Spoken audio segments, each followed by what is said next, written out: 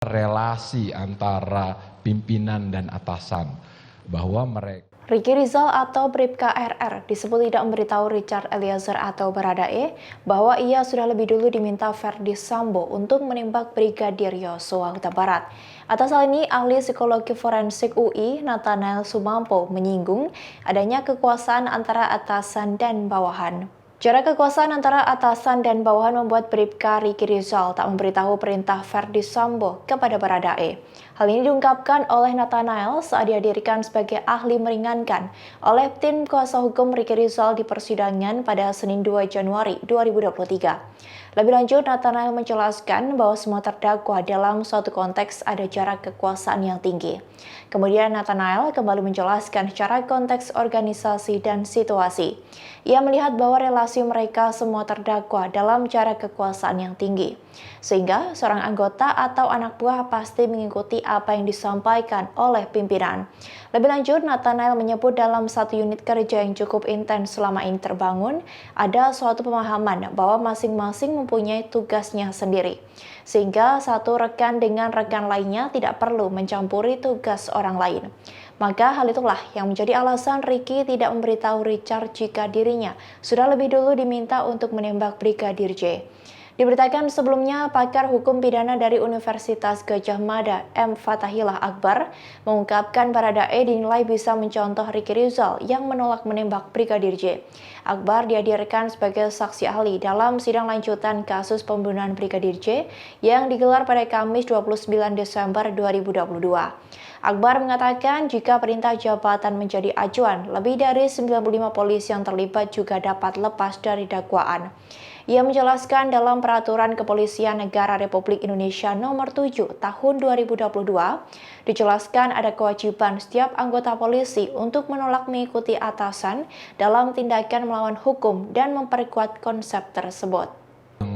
Bersangkutan saudara Ricky untuk tidak memberitahu gitu ya kepada rekan kerjanya tentang apa percakapannya gitu ya yang diperoleh dari pimpinannya Pak Sambo. Nah, yang pertama saya pikir saya akan mulai dulu, jadi itu faktor B-nya, saya akan mulai dari faktor lingkungannya atau environment-nya.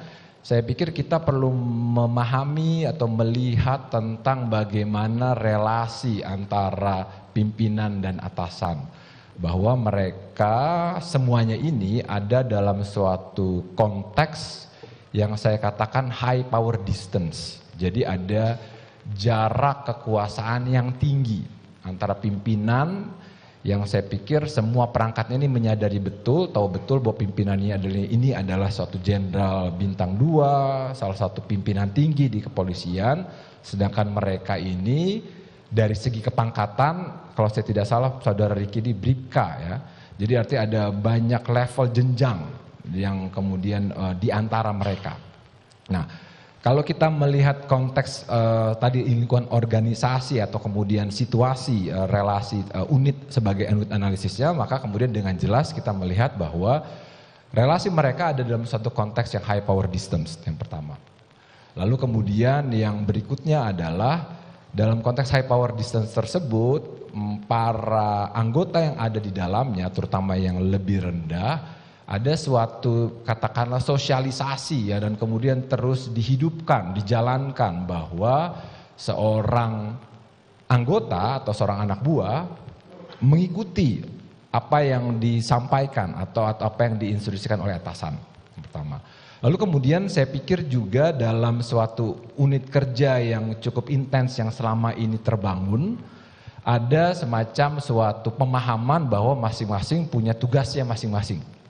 Dan kemudian yang kemudian bisa dikatakan menjadi suatu ya, norma yang kemudian hidup di dalam lingkungan unit kerja tersebut adalah ya tadi ya masing-masing punya fokus tugasnya dan kemudian ya tidak perlu mencampuri urusan satu sama lain. Itu salah satu hal yang saya pikir patut kemudian kita duga juga hal itu berlaku dalam lingkungan kerja tersebut. Nah, seperti itu. Lalu kemudian saya pikir konteks relasi ini pun juga yang khas yang kami temukan dari hasil menurut saudara Ricky ini juga beliau ini dan juga teman-temannya memang ada tema yang konsisten mereka mempersepsikan bahwa atasan ini sangat baik, sangat positif, memperlakukan mereka ini sebagai keluarga. Jadi artinya di satu sisi dia adalah atasan, pimpinan yang dihormati, disegani, tetapi juga ditambah ada kualitas yang sangat positif sebagai pimpinan yang memperlakukan kami ini sebagai keluarga, gitu Pak kira-kira. Nah, itu faktor environment-nya. Demikian informasi kali ini, nantikan informasi lainnya hanya di YouTube Tribun News. Terima kasih sudah nonton, jangan lupa like, subscribe, dan share ya!